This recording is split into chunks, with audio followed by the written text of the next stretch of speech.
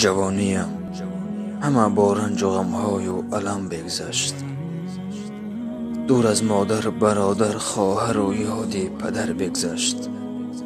جوانیم برفت با غصه و با چشم تر شبها، علم در دل بیمار و با یاد وطن بگذشت. غریبم با غم و اندوه چو در زندان به زنجیرم، خدایا در غریبی یاد مادر می کنم پیرم. به غمها غرق و اندر دست دنیای قلم دارم، شب و روز من به یاد والدان دو چشمی نم دارم.